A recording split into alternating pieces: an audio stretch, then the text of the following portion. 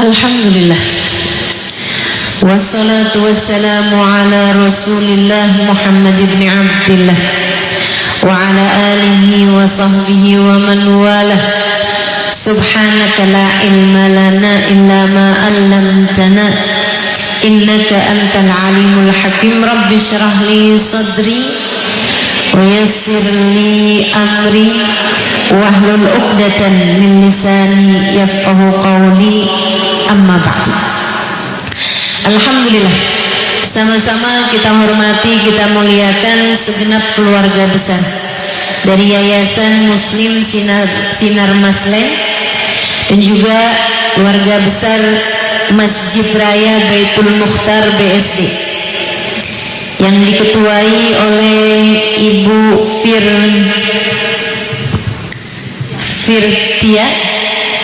Firsia. Maaf kalau ada salah penyebutan. Firsia Siti Parianti. Kita doakan semoga semua pihak yang telah terlibat senantiasa dalam limpahan rahmat ridha Allah Subhanahu wa taala. Juga Bapak Pembina Yayasan Muslim Sinar Maslen, Bapak Panji Himawan, Ketua DKM Bapak Bunyamin, bagian bidang ibadah Bapak Ahmad Ian dan Bapak Madroy. Kita doakan sekali lagi semua pihak yang telah terlibat hingga terlaksananya acara pada hari ini, juga segenap penyelenggara panitia selalu berada dalam limpahan rahmat ridha Allah Subhanahu wa taala. Panjangkan umurnya, disehatkan badannya, dimudahkan urusannya, dimurahkan rezekinya, kabulkan hajatnya, selalu dalam keberkahan dan lindungan Allah Subhanahu wa taala insyaallah. Amin ya rabbal alamin.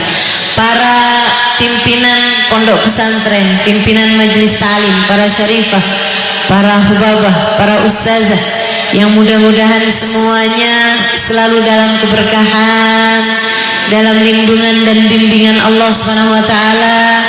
Segenap tim Hadrah Asyikin Nabi, juga tentu saja semua yang hadir di majelis ini, baik ibu-ibu, kakak-kakak, adik-adik, anak-anak, semoga semuanya dibahagiakan Allah, dilindungi Allah, diberkahi Allah, dirahmati Allah, diampuni Allah, disayangi Allah.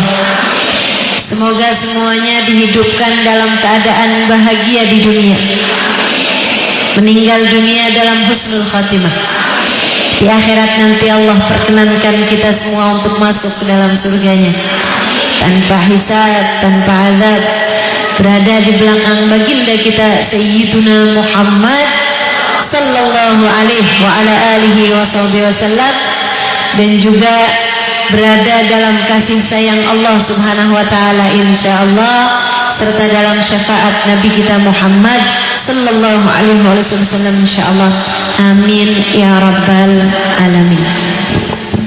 Saudaraku sekalian saya muliakan, beberapa hari lagi kita tinggal menghitung hari untuk menuju bulan suci Ramadan. Apa nih persiapan kita untuk menyambut bulan suci tersebut?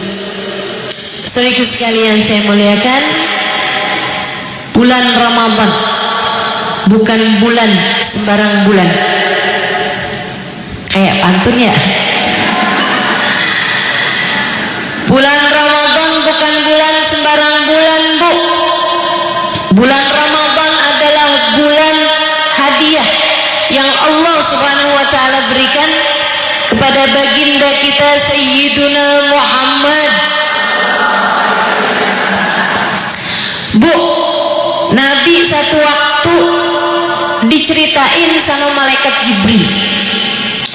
Katanya malaikat Jibril, ya Rasulullah, dulu ada umatnya Nabi yang terdahulu, dia meninggalkan kehidupan dunianya, masuk ke dalam sebuah gua. Dia beribadah di gua tersebut di atas sebongkah batu. Dia sujud di sana untuk waktu yang sangat lama, sering sujud di sana.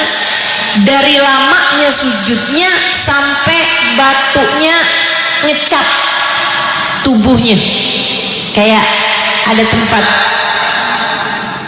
dahi, ada tempat tangan, ada kelihatan bekas lutut, ada kelihatan bekasnya kaki. Dari bagusnya ibadahnya, Allah sampai tumbuhkan pohon di gua tersebut dan alirkan air. Pohonnya berbuah. Dia makan dari buah tersebut, dia minum dari aliran air tersebut, dia tinggal di gua itu untuk waktu yang sangat lama, sampai-sampai Allah tuliskan waktu sujudnya dia 70 tahun. Sujudnya doang 70 tahun. Bu, kita nih 24 jam waktu kita sehari semalam, itu yang kita pakai buat sholat palingan nih, kalau yang normal kayak saya, bukan normal sih, yang standar kayak saya, yang standar kayak saya nih, sama kayak kamu juga nih, kita kan standar semua ya Bu ya. Saya rasa sholat kita dalam 24 jam enggak nyampe 1 jam dah. Betul gak? Dalam 24 jam ya. Nah, kalau ngitung sholatnya aja nggak nyampe 1 jam, apa kabar sujudnya? Lebih dikit lagi kan? Dan kita ini kan sepanjang umur kita, dihitung sujudnya jadi tinggal berapa waktu tuh, sedikit sekali. Nabi ketika memahami hal tersebut, dengerin nih ceritanya malaikat Jibril, Nabi ngiri. Nabi cemburu sama umat-umat terdahulu. Kenapa? Karena umurnya kita ini, umatnya Nabi Muhammad, pendek-pendek. Katanya Nabi Muhammad dalam salah satu hadisnya, A'mar ummati ma baina 60 wa 70. Umurnya umatku itu antara 60-70-an tahun. Qalil man yujawiz 80. Sedikit yang umurnya lebih dari 80 tahun. Bu, ibu kalau umurnya udah 70 tahun, pas ibu sakit, orang banyak doain husnul khatimah. Kalau kamu umurnya masih 30-an tahun, 20-an tahun, kalau kamu sakit banyak yang doain sembuh. Betul begitu? Guru saya Bapak Nur bilang, kalau umur kamu udah di atas 60-an tahun, teman kamu yang udah meninggal dunia lebih banyak daripada teman kamu yang masih hidup. Ya kecuali kalau kamu temenannya sama cucu kamu. Sedikit sekalian yang saya muliakan, memang umur kita nih pendek-pendek, serius sekalian. Jadi Nabi ketika diceritakan tentang kaum terdahulu, di mana umur mereka panjang-panjang sehingga umur ibadah mereka juga jadi lebih panjang, Nabi Muhammad merasa cemburu. Nabi Muhammad terus bilang, wah kesian umat saya, umurnya pendek-pendek. Gimana caranya biar umat saya tar di akhiratnya ibadah mereka nggak kalah secara kuantitas dibandingkan dengan ibadahnya umat yang terdahulu. Ibu-ibu sekalian, Allah ketika melihat Nabi Muhammad sedih nih Bu atas umatnya, Allah kemudian menurunkan firman-Nya. A'udzu billahi minasyaitonir rajim. Bismillahirrahmanirrahim. Inna anzalnahu fi lailatul qadr. Wa ma adraka ma lailatul qadr. Lailatul qadri khairun min alfi syahr. Tanazzalul malaikatu warruhu fiha bi'izni rabbihim min kulli amrin salam. Salamun hiya hatta matla'il fajr. Kata Allah Subhanahu wa taala, inna anzalnahu fi lailatul qadr. Wahai Muhammad, dalam 1 tahun nanti akan aku berikan hadiah kepada umatmu 1 malam. Di malam tersebut kami akan turunkan Al-Quran secara keseluruhan dari langit atas, dari langitnya Allah SWT, dari langit atas ke langit dunia, ke langit bawah. Inna anzalnahu fi lailatul qadr. Kami turunkan Al-Quran secara keseluruhan pada 1 malam, di malam yang penuh kemuliaan. Wa ma adraka ma lailatul qadr. Kamu tahu Muhammad, apa aja yang terjadi di malam yang penuh kemuliaan tersebut? 1 malam.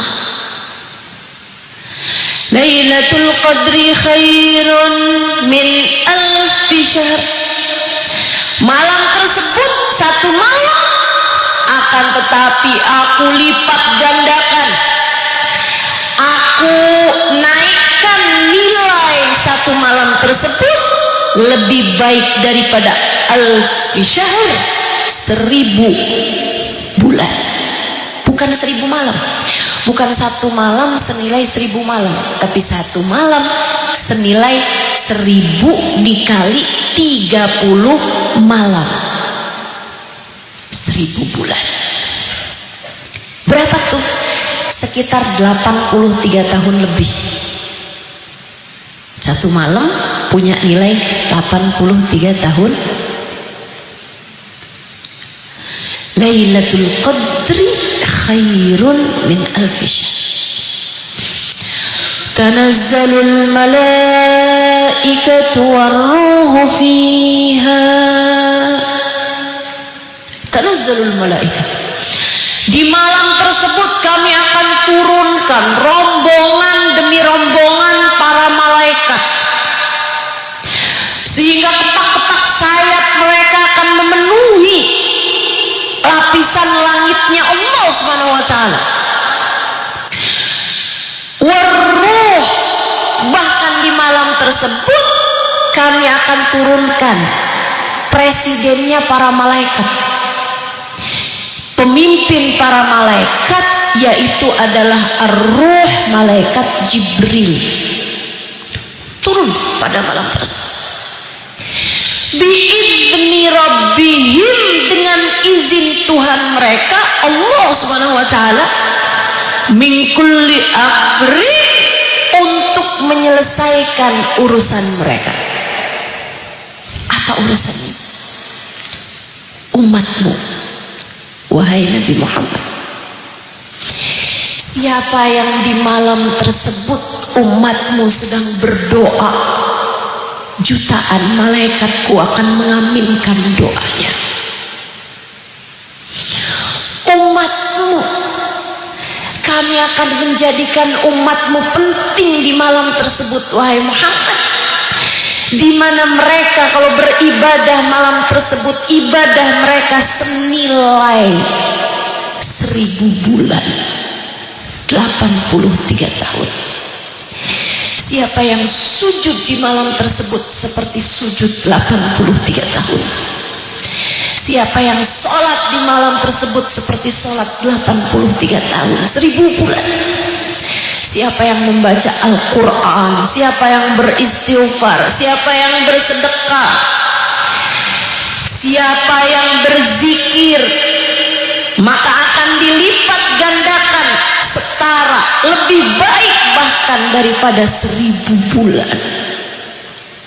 Dan kami akan jadikan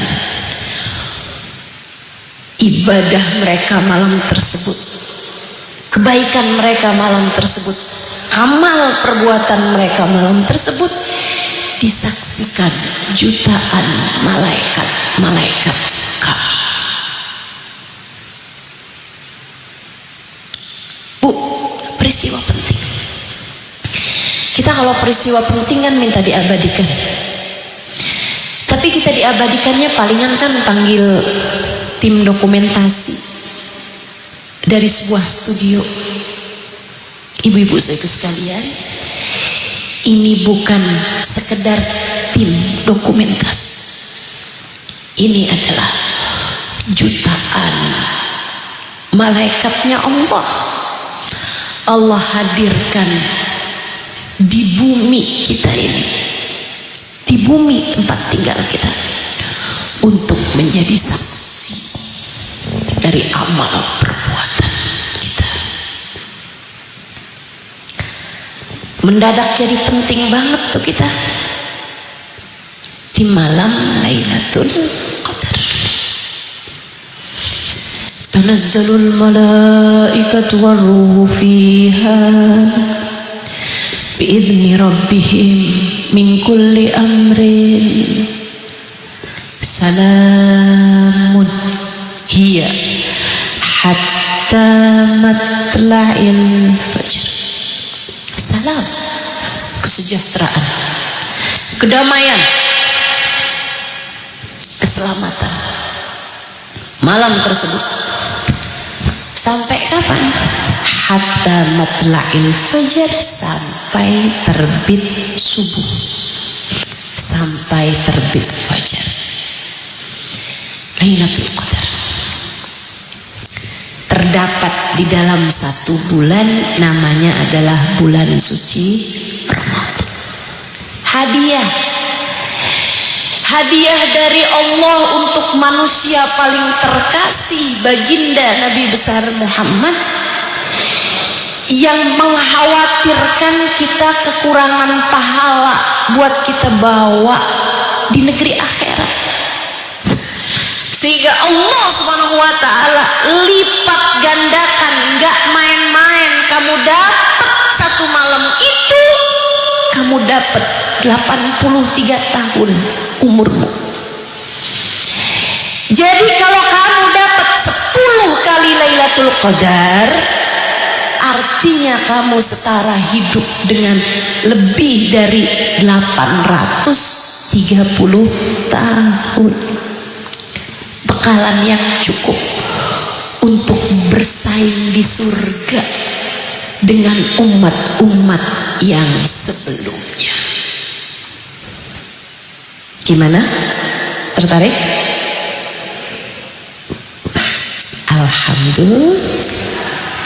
Seneng nih kita nih jadi umatnya Nabi Muhammad sallallahu alaihi wasallam. Bulan suci Ramadan. Bulan suci Ramadan. Sedikit sekalian yang saya muliakan, menghitung hari kita. Menghitung hari menuju bulan suci Ramadan. Ini jari kita, tangan sama kaki udah nggak nyampe lagi menuju bulan suci Ramadan. Udah nggak nyampe 20-an hari lagi nih kita nih menuju ke sana.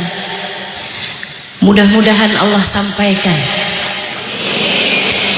Kata Nabi Muhammad, "Lau aradtum ma fi Ramadan, la tamannaitum an law syuhur kullah Ramadan."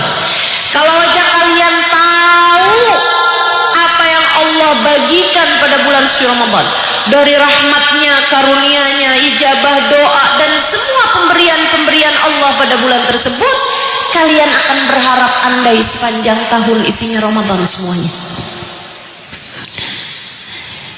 Kita dikasih 1 bulan penuh. Nabi karena tahu nih Ramadan isinya apa aja, itu sampai-sampai para sahabat meriwayatkan, kana yajtahid fi Ramadan ma la yajtahid fi ghairihi minasyuhur. Nabi Muhammad tuh kalau datang bulan suci Ramadan semangat ibadahnya nggak pernah kelihatan kayak begitu di bulan-bulan yang lainnya. Untuk seorang manusia yang para sahabat meriwayatkan, kunna na'ud fi julusin Nabi sallallahu alaihi wasallam wa kana yastaghfir fi majlisihi akthar min 70 marrah. Kami nih suka ngitungin Nabi kalau duduk, istighfarnya beliau tuh lebih dari 70 kali dalam sekali duduk. Nabi dikit-dikit astagfirullah, astagfirullah, astagfirullah, astagfirullah. Istighfarnya Nabi dalam sekali duduk aja lebih dari 70 kali, teman-teman saudaraku sekalian.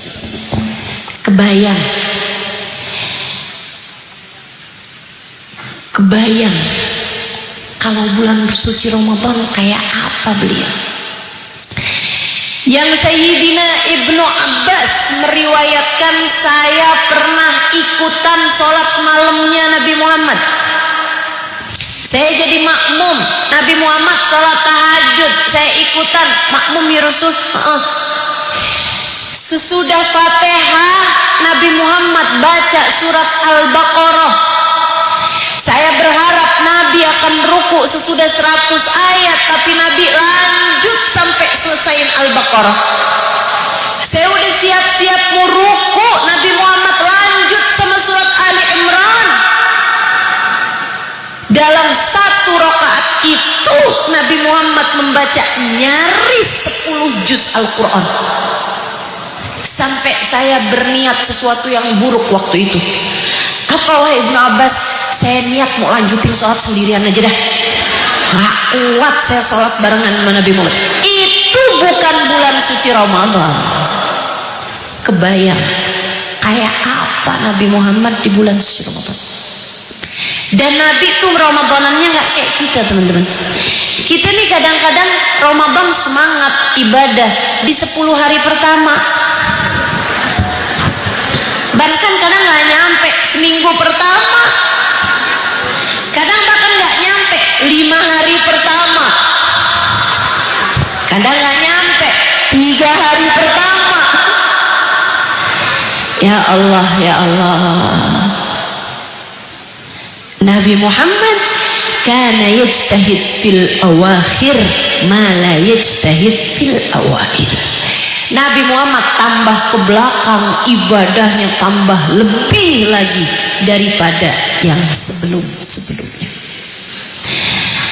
Nabi kalau udah datang 10 hari terakhir dari bulan suci Ramadan enggak balik ke rumah kecuali untuk urusan darurat.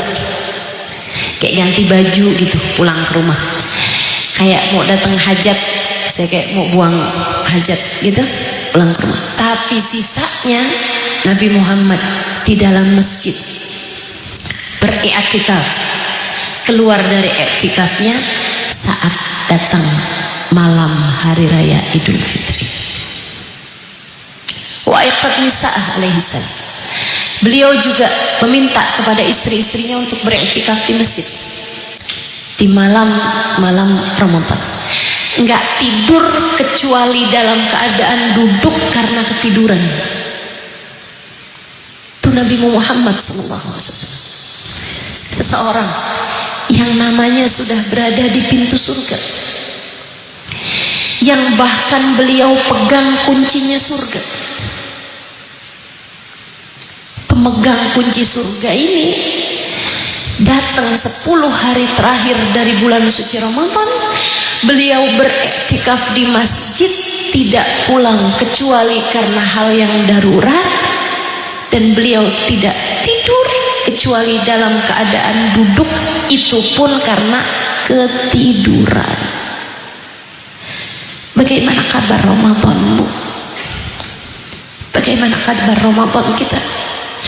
Yang bisa jadi karena dosa demi dosa yang kita lakukan, bisa jadi nama kita sudah tertulis di pintu neraka. Bagaimana kabar Ramadan?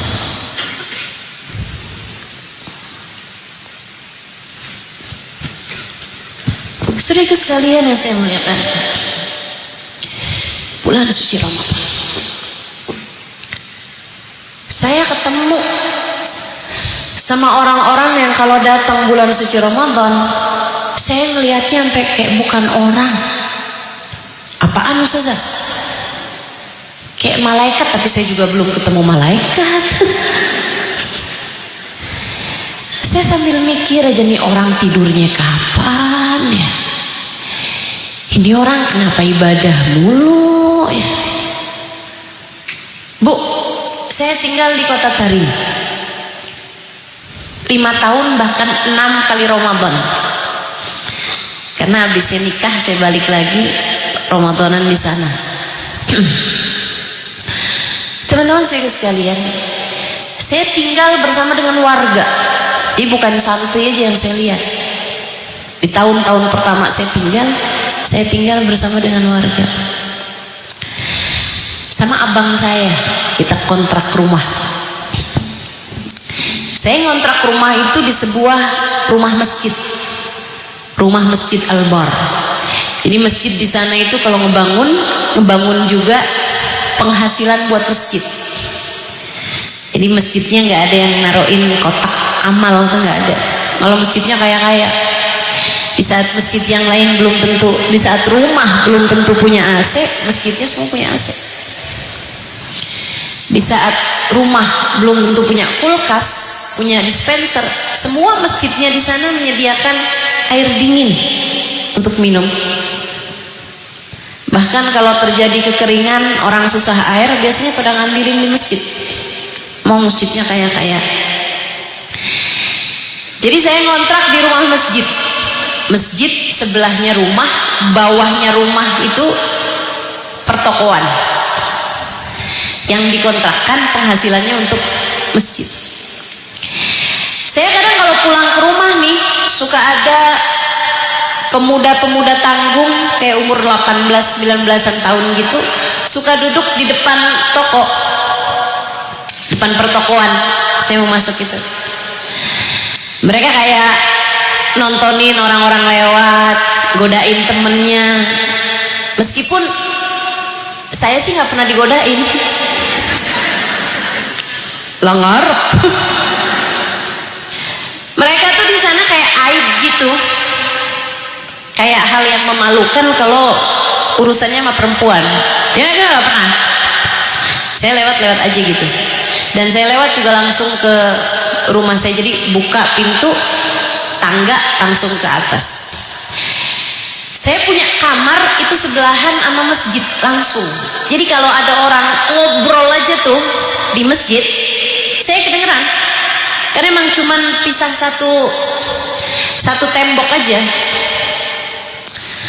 Jadi kalau ada orang ngetok-ngetok tembok tuh, saya udah takut aja tuh. Takut bangun-bangun tiba-tiba satu ruangan sama masjid, tiba-tiba saya lagi ada di masjid ya. Waktu masuk bulan suci Ramadan, anak-anak muda yang biasa nongkrong tuh nggak ada yang pada nongkrong.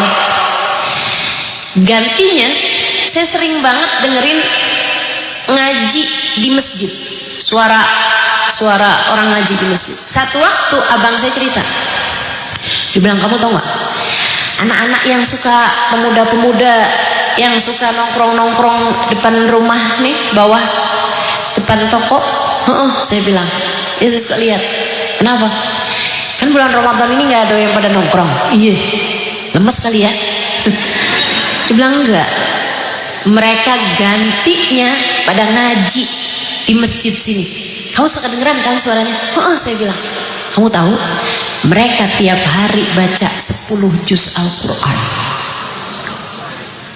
Ini pemuda nongkrongnya.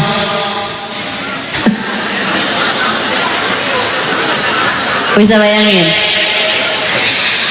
Anak nongkrongnya, tongkrongan mereka 10 juz Al-Quran. Kamu gimana? Saya sehari 3 juz Ustazah. Juz mangga, juz alpukat. Ayo bismillah. Ramadan, bulan kita, bulan hadiah Allah untuk kita umatnya. Kita muliain semulia-mulianya. Nah, apa nih persiapannya? Sebab ternyata teman-teman saudara sekalian, saya ada baca ucapan para ulama yang berdasarkan hadisnya Nabi kita Muhammad sallallahu alaihi wasallam. Mereka mengatakan arba' mahrumun min rahmat Ramadan. Saya baca dalam kitab An-Nafahat Ar-Ramadaniyah karya Sayyidil Habib Muhammad bin Abdullah Al-Haddar alaihi ridwanullah. Beliau mengatakan qala al-ulama arba' mahrumun min rahmat Ramadan wa ghairih. Ada 4 kelompok orang terhalang dari rahmatnya Allah di bulan suci Ramadan. Yang bulan suci Ramadan itu rahmatnya Allah turun sebulan penuh. Segitunya aja dia terhalang dari rahmat Allah pada bulan tersebut. Maka bagaimana mungkin dia mendapatkan rahmat Allah pada bulan-bulan yang lainnya? Ibarat katanya Ramadan ini kayak musiman penghujan sebulan penuh. Orang yang gak bisa dapat air di musim penghujan, kapan ceritanya bisa dapat air dan gak kekeringan di bulan-bulan kemarau? Musim hujan aja dia gak bisa dapat air, musim hujan aja dia kekeringan. Gimana waktunya ia bisa dapat air di bulan yang lain? Siapa mereka ini? Yang pertama, katanya para ulama, al-aq lil walidain, anak yang durhaka sama orang tua. Yuk, anak-anakku, adik-adikku, kakak-kakak, ibu-ibu yang masih pada punya orang tua, sebelum masuk bulan suci Ramadan, minta ridho sama orang tuanya. Minta ridho. Dan saya juga sampaikan padamu para orang tua, jangan susah ngasih ridho kepada anak-anaknya. Dapat doa indah dari Nabi Muhammad, rahimallahu imra'an a'ana ala ibnihi libirrih. Kata Nabi Muhammad, semoga Allah kasih rahmat kepada para orang tua yang membantu anak untuk berbakti padanya. Allah kasih rahmat pada para orang tua yang memudahkan anak mendapatkan keridhoannya. Yang gampang ngasih ridho sama anaknya. Yang sampai ada di antaramu para orang tua yang bilang sama anaknya, nak, kalau kamu udah bisa hajiin ibu, ibu akan anggap kamu sebagai anak berbakti. Yo, mahal bener.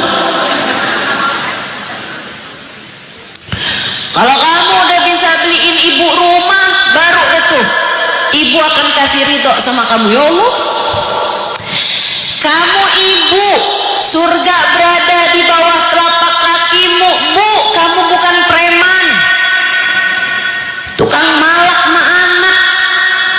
Enggak gitu. Kamu juga bukan jaksa bagi anak-anakmu yang selama menuntut anak. Enggak gitu. Kamu adalah ibu yang Nabi Muhammad mengatakan al-jannah tahta aqdamil ummahat, surga berada di bawah telapak kaki ibu. Orang di surga nggak ada yang nggak betah, Bu. Orang tuh nggak ada yang nggak betah di surga. Kalau Nabi Muhammad bilang surga berada di bawah telapak kakimu, artinya adalah bahwa sebagai ibu kamu seharusnya menjadi rumah tempat pulang anak-anakmu. Seharusnya kamu adalah seseorang yang saat bersama dengan dirimu, anakmu merasakan kenyamanan. ketenangan, kebahagiaan. Sebab surga yang ada di bawah telapak kakimu. Tapi kalau kamu lihat, Ustazah, anak saya kenapa nggak betah ya kalau sama saya? Anaknya kalau ditanya, kok kamu nggak betah sih sama mama, sini dong sama mama. Anaknya bilang, kalau sama mama lagi kayak ada di scene film horor.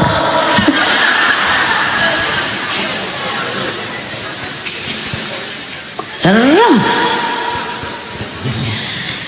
Dikit-dikit ngomel, dikit-dikit bilang, liatin mama. Kalau mama lagi ngomong tuh liatin muka mama. Ya, siapa yang suka gitu? Padahal kalau anaknya lagi ngomong, kamu sibuk aja sama HP kamu.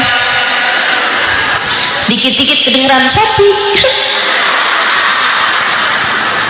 Siapa yang kelakuannya begitu? Untung anak kamu tuh santun, Bu. Untung kamu nggak dibalas, mama, kalau saya lagi ngomong liatin muka saya. Jangan liatin HP mulu, mah cukup, mah cukup. Ya Allah, ya Allah. Ya. Aklil walidin, anak yang durhaka sama orang tua itu nggak akan dapat rahmatnya Allah pada bulan suci Ramadan. Terhalang semuanya. Sebab Nabi Muhammad mengatakan, ridallah fi ridal walidin wa sukhtullah fi sukhtil walidin. Ridha Allah terletak pada keridhaan orang tua, murka Allah pun terletak pada kemurkaan orang tua. Yuk, bersihin hati dari kedurhakaan sebelum masuk bulan suci Ramadan. Anak minta ridho sama orang tuanya, para orang tua ridhoilah anak-anakmu. Ridhoi anak-anakmu. Anak saya nggak pernah minta ridho sama saya, Ustazah. Ya udah, nggak apa-apa, nggak diminta juga kasih aja. Biar kamu dapat doa rahmatnya Nabi Muhammad SAW. Saudaraku sekalian yang saya muliakan, saya tahu anak-anak kamu bukanlah anak yang sempurna, tapi dia anakmu. Tapi dia anakmu. Jangan sampai ada kalimat-kalimat yang nyakitin hati mereka. Mama nyesel nak punya anaknya kamu. Astagfirullah, astagfirullah. Kamu pikir anakku gak nyesel punya ibu kayak kamu?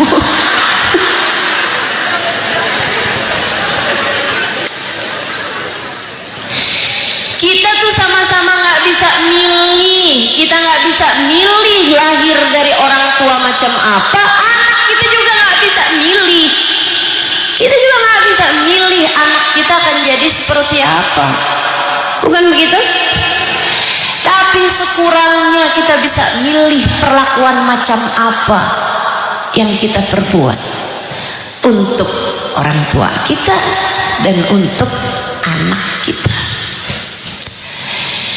Karenanya berbuatlah yang terbaik, meski anakmu bukan yang terbaik, meski ibumu, bapakmu bukan yang terbaik. Berbuatlah hal terbaik yang bisa kamu lakukan. Sebab kita tidak akan dihisab atas apa yang tidak bisa kita pilih, namun kita akan dimintai pertanggungjawaban atas perbuatan pilihan-pilihan kita dalam kehidupan. Kamu punya pilihan mau ngomong lembut atau mau ngomong kasar sama orang tuamu. Kamu punya pilihan untuk berbicara memuji orang tuamu mencaci orang tuamu. Kamu punya pilihan untuk mendekat, memeluk erat anak-anakmu, baik secara fisik ataupun secara ucapan, ungkapan, atau ngomel dan marah-marah mulu sama anak-anakmu. Kamu punya pilihan untuk itu, maka pilihlah pilihan-pilihan yang baik. Saudariku sekalian, percaya saya, kamu hanya akan menyesal atas ucapan-ucapan kasarmu kepada orang tuamu, siapapun orang tuamu. Percaya saya, kamu hanya akan menyesal atas ucapan-ucapan burukmu, marah-marahmu kepada anak-anakmu, siapapun anak-anakmu. Maka jangan biarkan dirimu dikuasai hawa nafsu untuk marah sama orang tua, untuk ngomong kasar sama orang tua. Termasuk juga jangan dikuasai hawa nafsu untuk marah sama anak, berkata kasar bahkan kotor kepada anak. Jangan ya Bu ya, jangan ya Dek, jangan. Saya udah dinasehatin satu orang ibu, walaupun dia tahu saya nggak ada anak, dia ada nasihatin saya. Dia bilang, Ustazah, saya udah dapat ilmu dari salah satu habaib, salah satu ulama yang habaib. Dia bilang, kamu punya anak banyak, pasti ada di antara anakmu yang kayak lagi menguras kesabaran gitu ya. Ada aja waktunya anak tuh yang satu lagi kayak aduh gitu. Apalagi kalau anaknya banyak, anaknya satu aja, ada aja tuh waktunya dimana kita dengan serius mendoakan anak kita. Kan begitu? Betul? Ini saya nanya serius ini karena saya nggak ada anak. Betul begitu? Dia bilang, beliau mengatakan, kamu saat anakmu berbuat kesalahan, saat anakmu sedang menguji kesabaran, jangan pernah kamu berkata, saya nggak ridho sama anak saya. Jangan. Kayak apapun salahnya anakmu, jangan. Jangan pernah kamu bilang saya nggak ridho sama kamu nak, atau kamu bilang ya Allah saya nggak ridho sama anak saya. Jangan pernah. Seperti apapun kesalahan anak-anakmu,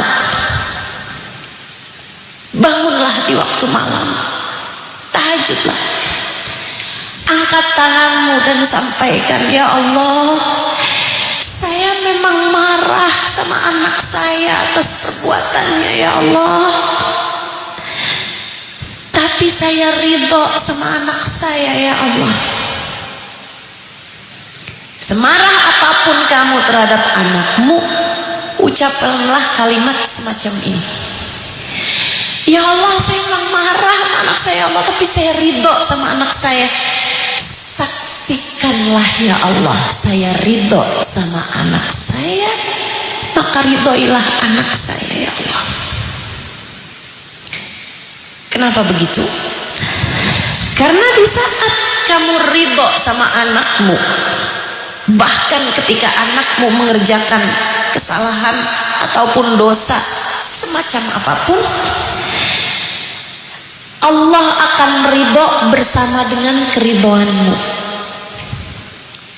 Penting ini, Allah akan ridho bersama dengan keridhoanmu.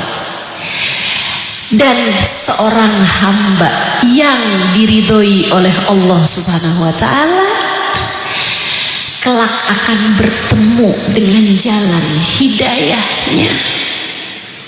meskipun sekarang belum saatnya. Jadi kalau anak diridhoi sama orang tuanya, biar gimana-gimana pasti bakalan taubat dah. Pasti bakalan bener. Walaupun sekarangnya belum bener, kamu bisa tunggu waktunya dia jadi bener. Asal kamu serius, doanya bangun di waktu malam, tahajud. Kemudian kamu bilang semacam itu sama Allah. Saya ridho sama anak saya ya Allah, saksikanlah ya Allah. Jadilah saksi atas keridhaan saya ya Allah, dan ridhoilah anak saya.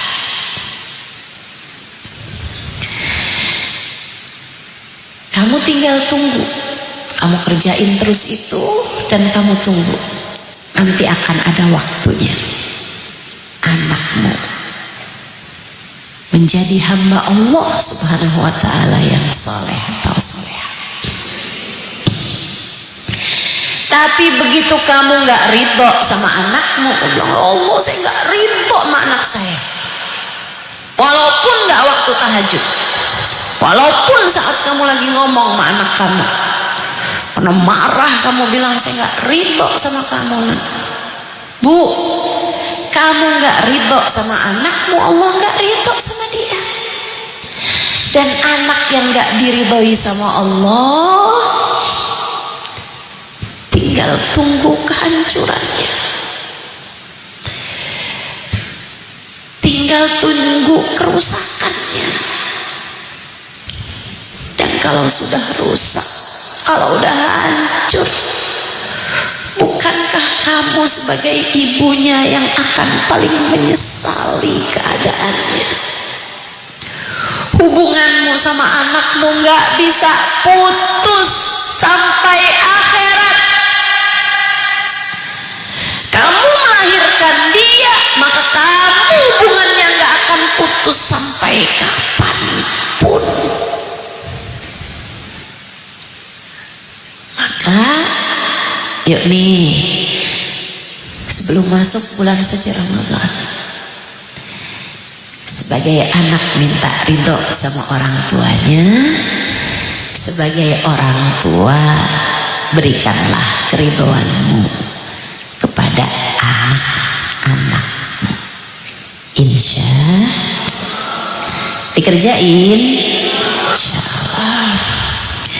Saudara sekalian yang saya muliakan, yang kedua, katanya para ulama ada 4 kan ya, arba mahrumun min rahmati Ramadan wa ghairi. 4 kelompok orang ini terhalang dari rahmatnya Allah di bulan Ramadan ataupun di selain bulan suci Ramadan. Yang kedua, qati'ur rahim, yang memutuskan hubungan dengan kerabat, yang memutuskan silaturahmi. Tapi saya mau kasih jelas nih, saya mau kasih paham padamu, teman-teman sedikit sekalian, yang dimaksud dengan silaturahim dalam hadis ausilu rahimakum, misalnya sambungkanlah rahimmu, yang dimaksud dalam hadisnya Nabi ataupun firman Allah Subhanahu wa taala, perintah untuk menyambung hubungan dengan rahim, silaturahmi, itu adalah dengan kerabat, dengan rahimmu, teman-teman. Yang dimaksud dengan rahim di sini adalah yang kamu satu rahim dengannya, yaitu saudara-saudaramu itu,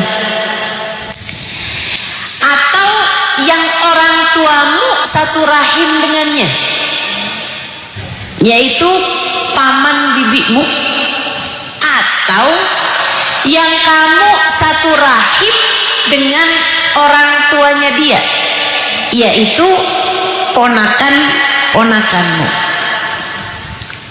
Mereka inilah yang kamu tidak boleh putus hubungan dengan mereka. Faham?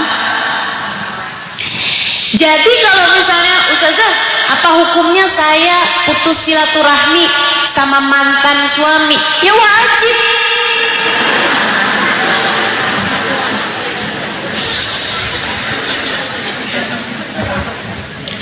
Ustazah, saya dong keren. Keren gimana? Saya sama mantan suami tetap nggak putus silaturahmi. Maksud kamu gimana? Dia saya izinkan Ustazah untuk jengukin anak-anak kami, jengukin saya juga.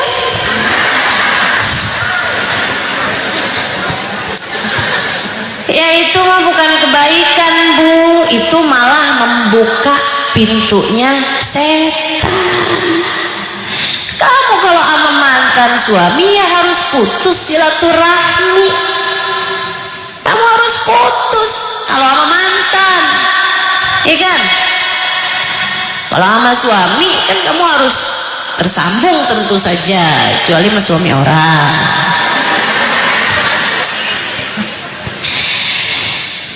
Jadi yang dimaksud dengan bulan suci Ramadan nggak dapat rahmatnya Allah qati'ur rahim, yang memutuskan hubungan dengan kerabatnya, yang memutuskan silaturahmi.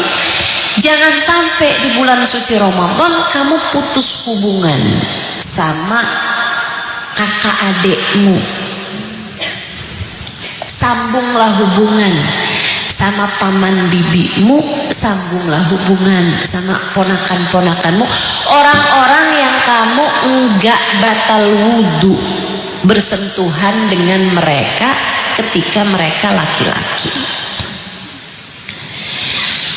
Sedikit sekalian yang saya muliakan, jangan sampai kamu putus hubungan sama saudaramu, baik sekandung, sebapak ataupun seibu.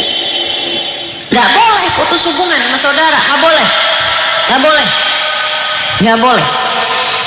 Dan menurut saya tidak ada sesuatu yang cukup berharga untuk jadi penghalang hubunganmu sama saudara-saudarimu, sama kakak adikmu.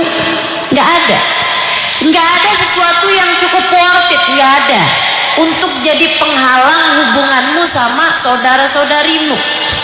Gak ada teman-teman, gak ada. Ustazah, saudara saya ngerebutin warisan saya. Bu, menurut saya gak ada apapun yang cukup berharga untuk jadi penghalang hubungan antaramu sama saudaramu.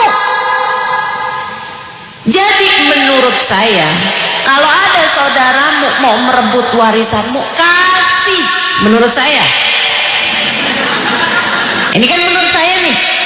Kalau saya ada saudara saya mau ngerebutin warisan, saya kasih. Kenapa gitu? Dengerin saya. Harta bisa dicari, saudara nggak ada lagi. Betul? Harta Bu masih bisa kita cari, tapi saudara kita di mana nemunya? Nggak ada lagi Bu. Itu siapa sih ngeliatin kamu mulu? Oh itu dulunya kakak saya. Sekarang mantan dia. Habisnya ngerebutin warisan saya. Nah tuh, jangan. Lagi pula harta biar kayak gimana, kita mati nggak kita bawa Bu. Saya sih lebih nggak mau kehilangan saudara daripada kehilangan harta. Ibu-ibu sekalian, bicarakan, sayangi saudaramu. Kalau bukan kamu yang nyayangin saudara kamu, siapa lagi? Dan lagi pula ibu-ibu sekalian, nih ya, saya pernah ada baca satu ucapan orang, dia bilang sebenarnya yang paling lama barengan sama kita itu saudara kita. Paling lama loh barengan sama kita. Karena kalau orang tua kita ketika dilahirkan dari mereka udah orang tua. Udah tua. Maksudnya itu kan ada paut usia yang sangat jauh.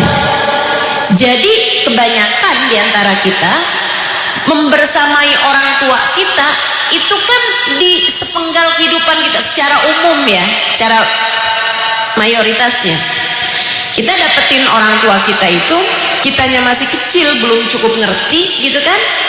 Sampai kemudian ketika kita mulai beranjak dewasa, kebanyakannya orang tua kita kemudian meninggal dunia. Kan begitu? Kita mendapati orang tua kita di masa tua mereka, mereka mendapati kita di masa anak-anak kita gitu. Sedikit sekalian, kalau suami, kita kan ketemu sama suami di saat kita udah dewasa. Di sini ada yang kawin umur 9 tahun? Nggak ada. Orang tua kita mendapati kita di masa anak-anak, suami pasangan kita mendapati kita di masa dewasa. Yang barengan sama kita dari kecil, di saat kita SMP, SMA, mereka juga kurang lebih umurnya sama, bareng-barengan sama kita. Di saat kemudian kita nikah, di saat kemudian kita punya anak, ini itu, bersama-sama kurang lebih dengan kita. Siapa coba kalau bukan kakak adik kita? Betul? Maka yang baik, hum syuhada Allah ala ibadi, yang bersama dengan kita ini adalah saksi-saksi Allah bagi kita kelak di hari akhirat nanti. Mereka yang akan menjadi saksi, tinggal bagaimana, apakah saksi kebaikan ataukah saksi keburukan-keburukan kita. Yuk, pastikan saudaramu akan menyaksikan hal-hal baik. Ini saya kasih tahu, kamu jangan sungkan, jangan takut buat berbuat baik sama saudara-saudaramu. Bu, diganti. Percaya saya. Kamu jangan takut ngasih saudara kamu jangan takut. Saudara saya tuh emang suka mintaan orangnya. Saudara saya tuh suka ngerepotin saya mulu. Ya nggak apa-apa. Kalau kamu yang direpotin, kamu saudaranya, nggak apa-apa. Nggak usah takut. Teman-teman saudara sekalian, sayangi saudara-saudara kamu. Kasih apa yang bisa kamu kasih sama saudara-saudara kamu. Kamu punya kelebihan harta, kamu kasih. Andai pun kamu nggak punya kelebihan harta, kamu bisa ngasih perhatian. Kamu bisa ngasih kasih sayang. Kamu bisa ngasih apa yang bisa kamu kasih sama saudara kamu. Jangan takut. Allah gantikan dari sejak kamu di dunia sebelum kelak Allah lipat gandakan di akhirat nanti. Jangan takut. Sebab rahim, katanya Nabi Muhammad, bergantung di bawah arsy. Rahim ini bergantung di bawah arsy. Dan dia berdoa setiap harinya, Allahumma sil man wasalani waqta man qata'ani. Ya Allah, sambungkanlah hubunganmu dengan yang menyambung hubungannya denganku, dan putuskanlah hubunganmu dengan siapapun yang memutuskan hubungannya denganku. Makanya orang kalau misalnya dia baik sama saudaranya, liatin kehidupannya pasti yang paling berkah. Coba liatin kamu sesama saudara, yang paling open, paling sayang, paling baik sama saudara-saudaranya, kehidupannya yang paling berkah. Sebaliknya, bukan amin ini, bukan doa. Ini adalah anjuran biar kamu jadi orang yang baik sama saudara.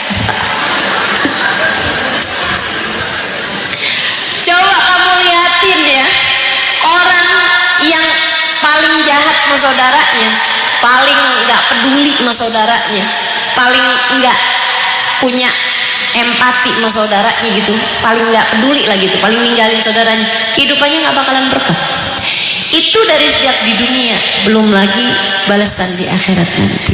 Ya belajar, ya insya Allah ya. Nah nih, sebelum masuk bulan suci Ramadan, cari tahu keadaan saudara-saudarimu, cari tahu apa yang bisa kamu lakukan buat mereka, minta halal, minta ridho, minta maaf sama mereka, saling apa tuh namanya, melebarkan hati, meluaskan hati untuk saling memaafkan di antara sesama saudara. Yang kedua itu ya.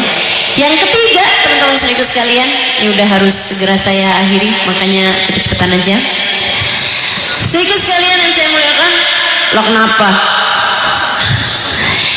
Yang ketiganya, yang nggak bisa dapat rahmatnya Allah di bulan Ramadan, ini juga cepet aja nih mau saya sampein, karena saya yakin di sini nggak ada nih. Yang pertama tadi bisa jadi ada, mudah-mudahan habis ini nggak ada lagi. Anak durhaka sama orang tua. Di antara kita semoga tidak ada anak durhaka sama orang tua. Yang kedua mungkin ada, tapi mudah-mudahan habisnya ini nggak ada lagi insya Allah. Qati'ur rahim tadi teh, yang memutuskan hubungan dengan kerabatnya, dengan saudaranya. Kemudian yang ketiga teman-teman saya sekalian, ini saya yakin nggak ada nih. Siapa? Mudmin, pecandu minuman keras ataupun obat-obat terlarang. Saya lihatin nggak ada yang mabok di sini. Ada yang teler juga nih, saya lihatin. Hal ini kita hanya perlu mendoakan, semoga anak-anak kita, cucu-cucu kita, keluarga kita, semoga semuanya dijauhkan Allah dari hal-hal yang semacam ini. Amin ya rabbal alamin. Semua orang-orang yang kita sayangi, mudah-mudahan Allah jauhkan dari hal yang semacam ini. Amin. Amin ya rabbal alamin. Karena di tingkatan yang cukup mengerikan ya, ini ya penyebarannya. Mudah-mudahan Allah selamatkan semuanya insya Allah. Semoga Allah selamatkan semuanya insya Allah. Semoga Allah selamatkan semuanya. Amin. Kita harus terus mendoakan orang-orang yang kita sayangi, anak-anak, cucu-cucu kita ke bawah, gitu ya. Kemudian orang-orang yang kita sayang, ponakan-ponakan kita. Mudah-mudahan Allah selamatkan semuanya. Amin. Allah selamatkan semuanya. Amin. Yang keempat, yang terakhir, yang ini harus saya bahas lebih panjang karena yang paling banyak nih di antara kita. Siapa? Al-musyahin. Siapa itu musyahin? Alladzi bainahu wa baina akhihil mu'min. Musyahin, mohon maaf ya. Alladzi bainahu wa baina akhihil mu'min syahna. Yaitu orang yang punya dendam terhadap siapapun dari hamba Allah Subhanahu wa taala yang beriman.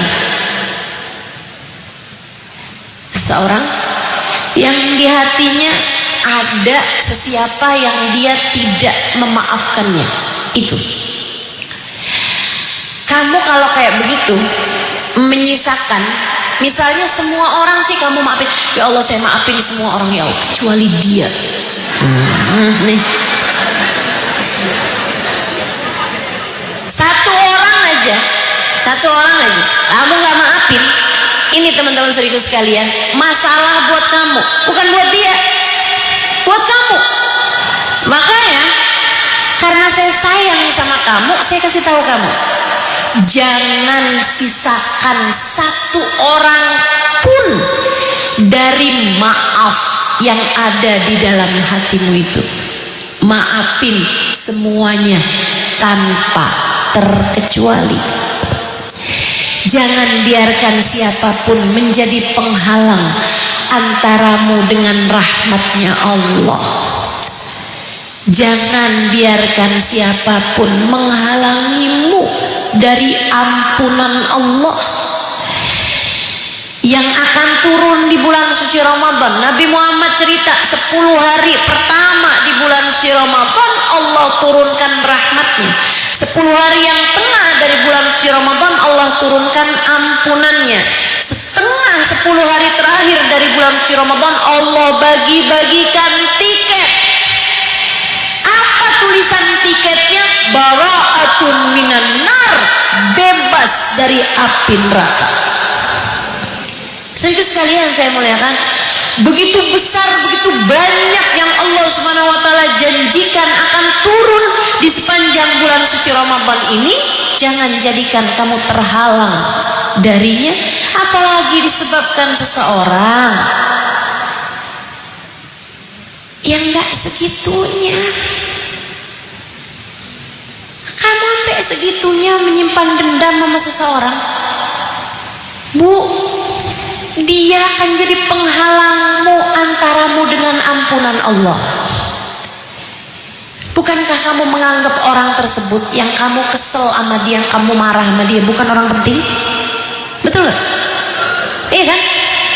Nah kalau memang dia gak penting, ya jangan jadikan sepenting itu sampai kamu taruh di dalam hati kamu dan menjadi penghalang antaramu dengan rahmatnya Allah.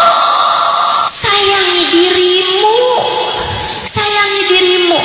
Kamu gak punya kehidupan yang lain untuk nyari bekal menuju akhirat. Kamu gak punya kehidupan yang lain untuk kamu jadikan sebagai saranamu mencari kebahagiaan hidupmu di hari akhirat selain kehidupanmu yang sekarang ini. Maka jangan biarkan siapapun menghalangkanmu dari rahmatnya Allah. Jangan biarkan siapapun menghalangkanmu dari surgamu, dari bahagiamu kelak di hari akhirat nanti. Siapapun yang pernah berbuat salah padamu, ucapkan dalam hatimu, saya sudah memaafkan dia. Saya sudah memaafkan dia. Udah, taruh dalam halaman belakang hatimu itu. Bu, orang bikin salah sama kita nih kayak kotoran sapi. Biar gampang aja nih, saya kasih tahu. Semua kan pasti tahu kotoran sapi. Kayak kotoran sapi ada yang narok di depan pintu rumah kamu. Ada dua orang nih, dua jenis orang kalau ngelihat kotoran sapi depan pintu rumahnya. Ada yang begitu lihat kotoran sapi, dia bilang, si ini nih kan naruh nih kotoran sapi, emang dasar nih si ini emang begini. Dia ambil tuh kotoran sapi, dia taruh di ruang tamu.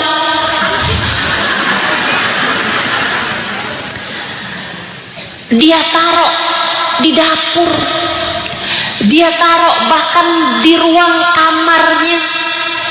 Dia bahkan masukin juga di dalam tasnya. Dia bawa tuh tas ke sana kemari. Ibu-ibu saudaraku sekalian, orang yang kayak begini kita lihatnya kayak gimana, Bu? Pinter apa?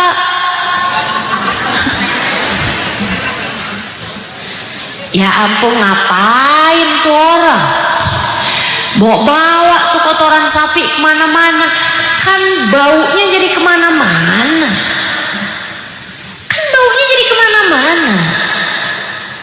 Saudaraku sekalian yang saya muliakan, jangan jadi orang bodoh yang menyimpan kesalahan orang lain di tempat-tempat yang seharusnya membuatmu paling nyaman.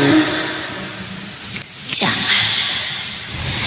Kamu kalau ada orang bikin salah sama kamu ceritain ke sana, kamu ceritain kemana, kamu bawa kemana, tuh kayak kamu kemana-mana bawa kotoran sapi. Terus gimana mestinya kalau kamu lihat ada kotoran sapi di depan pintu rumahmu? Kamu ambil tuh kotoran, emang bau sih, emang berat sih, tapi kamu ambil, kamu taruh di halaman belakang rumahmu. Taruh di halaman belakang rumahmu. Kemudian kamu lupakan. Subhanallah, dapat 3 bulan. Tomat kemarinan mati pada hidup.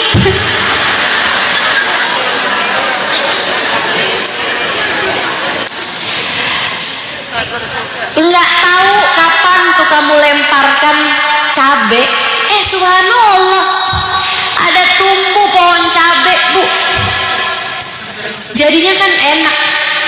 Pas kamu lagi perlu, Bu ya, kamu bisa beli tahu, kamu goreng.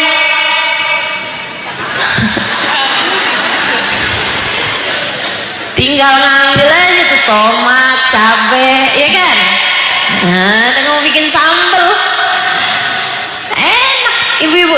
sekalian, kayak gitu tuh orang yang pinter.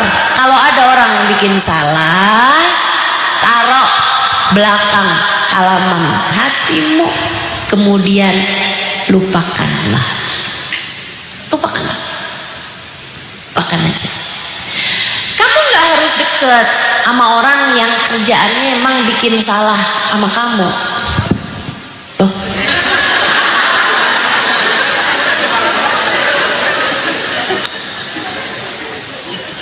Nggak apa-apa tuh Ustazah, nggak apa-apa.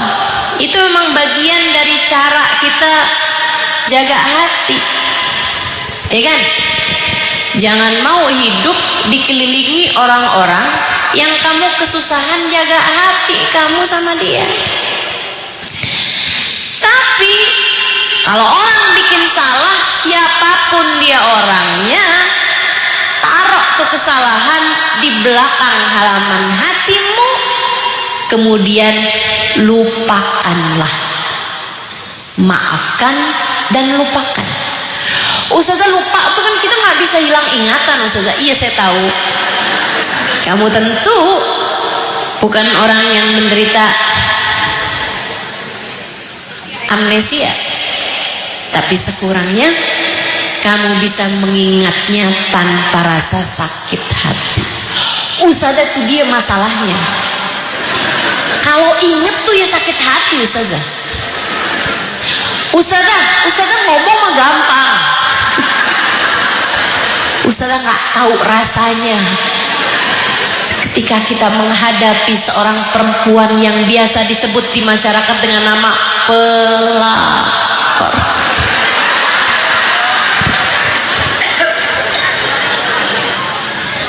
Lah gimana ngadepin pelakor? Jangan dihadepin, siapa suruh dihadepin?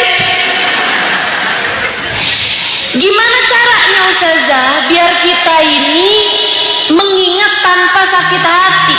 Emang kalau lagi ngadepin emang agak menguji kesabaran, tapi kalau udah selesainya tuh loh, udah lewat gitu kan, yang dendam ini kan udah lewat kan.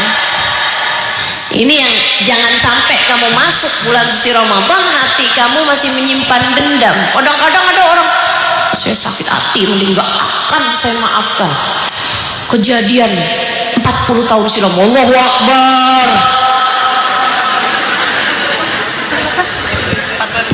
Bu, pendidikan sejarah aja nggak sampai segitunya. Gimana caranya biar hati kita nggak sakit hati atas kesalahan orang di masa lampau? Nih dengerin saya. Ingat, tidak ada apapun terjadi kecuali dengan izin Allah. Bu, orang bikin salah sama kita, orang berbuat kezaliman, kejahatan kepada kita, itu kehidupan yang normal. Niscaya kamu hidup nggak mungkin disenengin sama semua orang. Oh, langsung. Ini kayak playing victim semua ini ya. Kayak ngerasanya yang paling dijahatin sama orang, bisa jadi pelakunya adalah diri kita.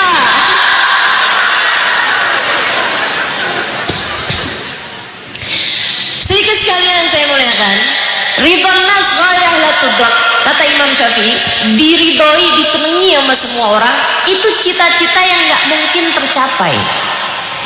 Kita pasti aja dalam hidup ada yang seneng, ada yang nggak seneng sama kita, wajar, normal.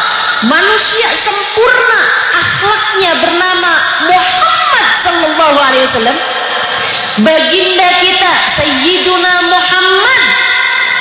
Kurang apa orang jahatin beliau? Kurang apa?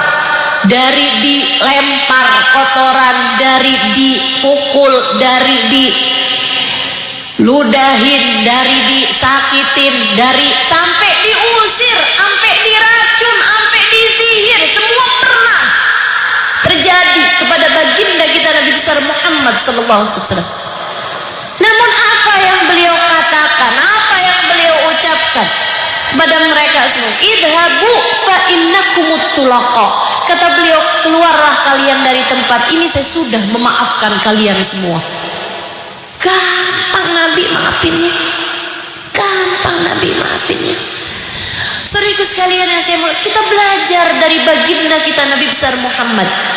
Karena Bu, dalam hidup kamu itu kayak lukisan, nggak bisa semuanya warnanya indah, nggak bisa semuanya pink warnanya, nggak bisa semuanya warna-warna pastel, gitu ya, nggak bisa. Ibu-ibu sedikit sekalian saya muliakan, dalam lukisan, bahkan lukisan yang indah sekalipun ada warna hitamnya, ada warna kelabunya, nggak apa-apa, nggak apa-apa. Itu yang membentukmu menjadi sebuah lukisan yang indah, nggak apa-apa. Ada yang jahatin kita, ada yang dolimin kita, ada yang fitnah kita, ada yang ngatain kita, ada yang nipu kita, ada yang apalagi nih. Nggak apa-apa, nggak apa-apa, nggak apa-apa. Saatmu untuk melihat kepada hatimu, kemudian berkata, saya sudah memaafkan semuanya. Mumpung belum masuk bulan suci Ramadan, leburkan semuanya, leburkan semuanya, maafin, maafin, maafin. Insya Allah. Yuk, kalau kita terhalang dari 4 hal tersebut, kita akan menjadi orang-orang yang pantas untuk dituruni hadiah-hadiah yang Allah Subhanahu wa taala berikan, Allah Subhanahu wa taala bagi-bagikan pada bulan suci Ramadan nanti insya Allah. Karenanya persiapkanlah hatimu untuk bisa memberi ridho dan minta ridho kepada orang tuamu, untuk bisa menyambung silaturahmi dengan kaum kerabatmu, untuk bisa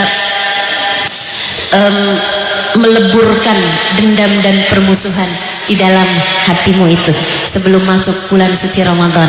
Biar hati kita semuanya bersih menyambut bulan suci Ramadan nanti insya Allah. Karena teman-teman saudaraku sekalian, Ramadan kamu sebut sebagai bulan suci, tak ada makna dari kesuciannya kecuali jika bulan tersebut dapat mensucikanmu.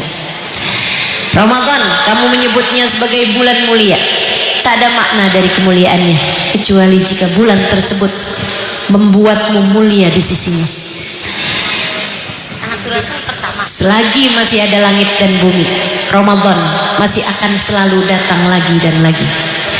Tapi kedatangan Ramadan tak peduli apakah kamu masih ada di atas muka bumi ataukah sudah terkubur di dalamnya. Maka siapa tahu Ramadan kali ini adalah Ramadanmu yang terakhir. Persembahkanlah yang terbaik bagimu, sehingga semoga Ramadan ini akan membuatmu tersenyum ketika kamu menghadap Allah Subhanahu wa taala suatu hari nanti. Rabbana taqabbal minna innaka antas samiul alim, tub alaina innaka antat tawwabur rahim. Bi fadli subhana rabbika rabbil izzati amma yasifun. Wassalamun alal mursalin walhamdulillahi rabbil alamin. Semoga ilmu ini bermanfaat, dapat kita amalkan dalam kehidupan kita. Semoga apa yang saya sampaikan tadi bisa menjadi sesuatu yang tak hanya kamu dengar dengan telinga kanan keluar telinga kiri, tapi semoga bisa menjadi cahaya memandu pikiranmu untuk kemudian memandu hatimu, menyinarinya, dan kamu dapat melewati kehidupan dengan cara yang terbaik. Ala hadhihi niyah wa bikulli niyatin salihah, yang serius bacanya biar bisa ngamalin, biar hidayah Allah turun padamu. Ala hadhihi niyah wa bikulli niyatin salihah wa ila hadratin nabi. Al-Fatihah.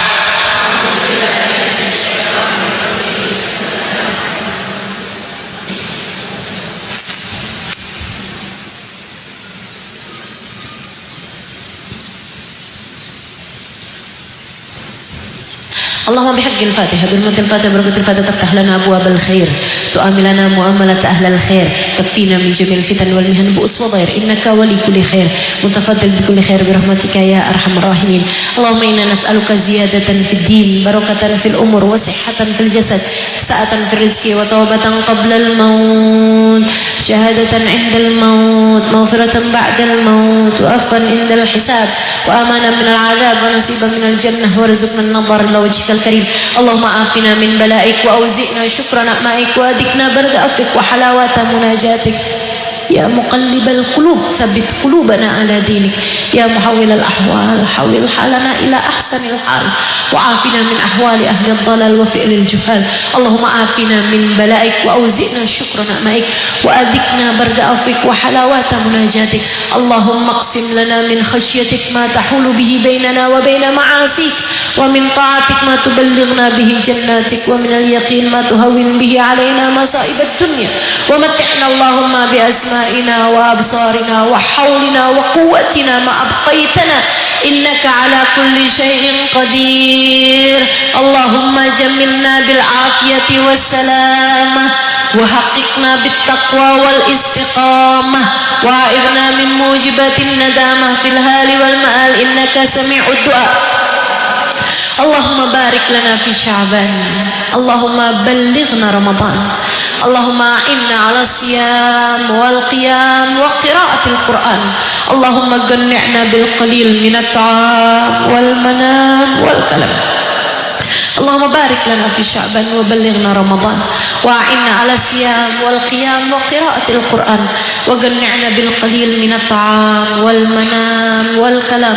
اللهم اغفر لنا ولوالدينا ولمن له حق علينا ولمن أوصانا بالدعاء ولجميع المؤمنين والمؤمنات والمسلمين والمسلمات الأحياء منهم والأموات. ربنا تقبل منا إنك أنت السميع العليم وتب علينا إنك أنت التواب الرحيم. بفضل سبحان ربك رب العزة أما يصفون وسلام على المرسلين والحمد لله رب العالمين.